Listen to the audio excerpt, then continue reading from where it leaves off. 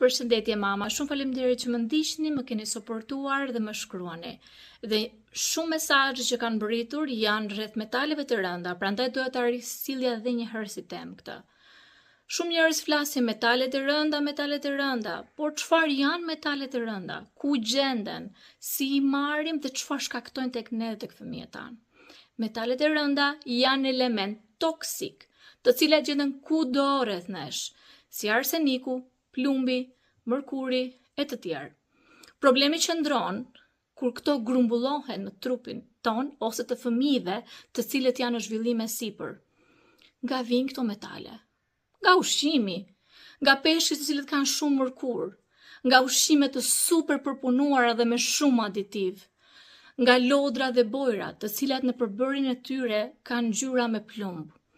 Nga uji i ndotur, shumë tubacione janë të vjetra dhe përmbajnë plumb. Nga ajri i ndotur, tymi i makinave, ose më tepër, kur mamat janë shtatzan, përdorimi i kremrave dhe produkteve kozmetike higjienike që nuk janë të certifikuara.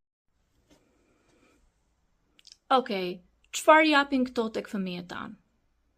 Çrregullime të zhvillimit të trurit, probleme në të folur, në përqendrim, probleme në sjellje, vështirësi të rritjes fizike, lodhje, mungesë oreksi, vonesa në peshë, fëmia ka një sistem imunitar të dobët që do të thotë smuret shumë shpesh, ka probleme me veshkat, me mëlçin, anemin dhe rënja e oreksit.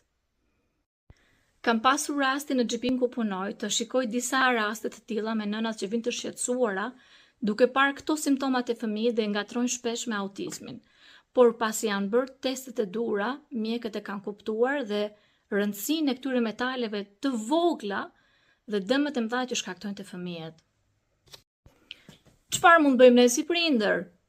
T'i japim shumë fruta, perime, jeshile të freskëta.